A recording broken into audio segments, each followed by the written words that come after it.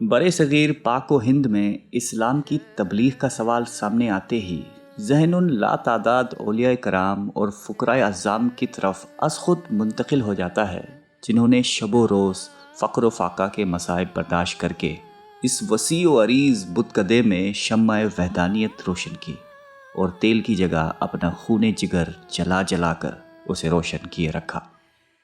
ان میں بابا بلے شاہ کا نام کسی تعارف کا محتاج نہیں، جن کی شاعری کسی بھی قوم کے لیے مشغل راہ ہے۔ حضرت بلے شاہ رحمۃ اللہ علیہ نے اپنی ابتدائی تعلیم اپنے والد ماجد کی نگرانی میں حاصل کی۔ اس کے بعد آپ کے والد نے آپ کو قصور کے مشہور عالم دین حضرت حافظ غلام مرتضیٰ کے درسگاہ میں مزید اعلیٰ تعلیم کی حصول کے غرض سے داخل کیا۔ قصور کے اس مدرسے میں آپ نے عربی اور فارسی کے زبان میں عبور حاصل کرنے کے ساتھ ساتھ سنسکرت زبان کی تعلیم بھی حاصل کی۔ آپ کے استاد کہا کرتے تھے کہ مجھے 2 شاگرد بڑے ہی عجیب ملے ہیں۔ ان میں سے ایک تو بلے شاہ ہے، جس نے علم حاصل کرنے کے بعد سارنگی ہاتھ میں پکڑ لی، اور دوسرا وارث شاہ ہے، جو عالم بن کر ہیر رانجھا کے گیت گانے لگا۔ صوفیانہ کتابوں کے مطالعے نے آپ کے دل میں مرشد کامل سے ملنے کی تڑپ پیدا کر دی، اور یہی جستجو آپ کو لاہور کے شاہ عنایت قادری کے در تک لے آئی، جو ایک صوفی بزرگ اور ولی کامل تھے۔ ذات کے آرائن تھے اور کھیتی باڑی کے پیشے سے منسلک تھے۔ مرشد کے دیدار نے بابا بلے شاہ کی دنیا ہی بدل دی۔ روحانی چشمہ پھوٹ نکلا اور تیزی سے معرفت اور سلوک کے منازل طے کرنے لگے۔ مرشد کی محبت اس قدر غالب آ گئی کہ سوائے مرشد کے کسی شے کا ہوش نہیں رہتا تھا، ہر ادا رمز آمیز ہو گئی۔ والدین اور رشتہ داروں کو بابا بلے شاہ کا شاہ عنایت سے یہ تعلق ایک آنکھ نہیں بھایا، کیونکہ وہ ایک سید زادے تھے اور ان کا ایک آرائن کو مرشد تسلیم کرنا برادری کی توہین تھی۔ ذات پات کے اس تقسیم نے بابا بلے شاہ کے دل میں باغیانہ خیالات کو پروان چڑھایا۔ وہ کہتے ہیں، بلے نو سمجھاون آئیاں بہناں تے بھر جائیاں، من لے بلیا ساڈا کہنا چھڈ دے پلا رائیاں، آل نبی اولاد علی تو کیوں لیکا لائیاں۔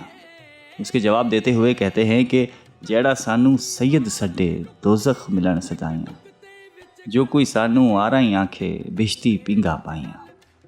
بابا بلے شاہ اپنے عہد کے باغی تھے، مگر وہ باغی تھے غلط نظریات سے، فضول رسم و رواج سے اور علم کے جھوٹے دعوے داروں سے۔ بابا بلے شاہ نے اپنی شاعری میں کی جانے والی سخت تنقید کے باعث اپنے مرشد شاہ عنایت کو بھی ناراض کر لیا تھا۔ کچھ لوگ شاہ عنایت کے خفا ہونے کی وجہ یہ بھی بتاتے ہیں کہ آپ نے ایک موقع پر شاہ عنایت کے ایک مرید کے ساتھ اچھا برتاؤ نہیں کیا تھا، اس وجہ سے شاہ عنایت آپ سے کافی عرصہ ناراض رہے۔ بلے شاہ کا یہ درد جدائی وحشت میں بدل گیا۔ مرشد کو منانے کی ہر کوشش ناکام ہو گئی۔ ناچار ہجڑوں کی ٹولی میں شامل ہو گئے، زنانہ لباس اور گھنگرو پہن کر سرے بازار رقص کرنے لگے۔ خاندان والوں کے لیے مزید رسوائی کا سامان ہو گیا۔ ایک عرس پر مرشد کی آمد کی خبر ملی، وہاں پہنچ کر دیوانہ وار ناچنے لگے، تیرے عشق نچایا کر کے تھیا تھیا۔ بابا بلے شاہ کے مطابق ہم لوگ بناوٹی ہیں۔ آپ کہتے ہیں کہ جب تک دل صاف نہیں ہوتا تب تک ہمارے دکھاوے کی مذہبی زندگی کا کیا فائدہ ہے۔ عمر گوائی وچ مسیتی اندر بھریا نال پلیتی۔ بلے شاہ کا کلام آج بھی ذوق و شوق سے پڑھا جاتا ہے۔ مزار پر بھی ہمیشہ رش ہوتا ہے، مگر کلام کو سمجھنے کی کوشش شاید کم ہی کی جاتی ہے۔ بلے شاہ کے سارے کلام میں جذبات کی پرزور روانی ہے۔ یہ کلام خود جھرنے کی مانند از خود دل کی گہرائیوں سے نکلتا معلوم پڑتا ہے۔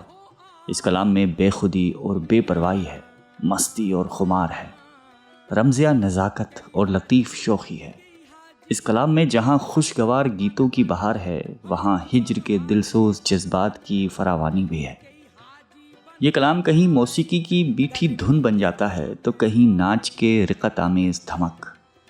یہ پہیلیاں بھی بجھاتا ہے اور رمزیں بھی کھولتا ہے۔ یہ کلام جس قدر عام فہم اور دلکش ہے، اتنا ہی سنجیدہ اور پرمعنی بھی ہے، اور خود بخود دل کی گہرائیوں میں اترتا چلا جاتا ہے۔ جو بھی ایک بار اس کو پڑھ لیتا ہے، بار بار اسے پڑھنے پر مجبور ہو جاتا ہے۔ حضرت انور حتکی آپ کے کلام کے متعلق کہتے ہیں کہ آپ کے کلام میں بجلی جیسی تاثیر ہے۔ جس کو سن کر لوگوں پر وجد کا عالم طاری ہو جاتا ہے اور ان کے اندر اللہ تعالیٰ کی یاد تازہ ہو اٹھتی ہے۔ ڈاکٹر نذیر احمد کے مطابق سائیں بلے شاہ اپنی بات کو پیچیدہ بنا کر نہیں لکھتے۔ جذبات کی شدت اور نظر کی گہرائی ان کے کلام میں وہ اثر پیدا کرتی ہے کہ فن منہ تاکتا رہ جاتا ہے۔ یہ سادگی کسی مشق کا نتیجہ نہیں ہے، یہ وہ بنیادی سادگی ہے جو کھردری بھی ہے اور زور آور بھی۔ ان کی وفات کے وقت ملاؤں نے ان کا جنازہ پڑھانے سے انکار کر دیا اور انہیں برادری کے قبرستان میں دفن کرنے کی اجازت نہیں دی تھی۔ چنانچہ انہیں قصور میں قبرستان سے باہر ایک الگ جگہ پر دفن کر دیا گیا۔ مگر اب یہ مقام دیکھیے کہ اب بڑے بڑے دولت مند ان کی مزار کے قریب دفن ہونے کو سعادت سمجھتے ہیں۔ آج بابا بلے شاہ کروڑوں مداحوں کے دل میں زندہ ہے۔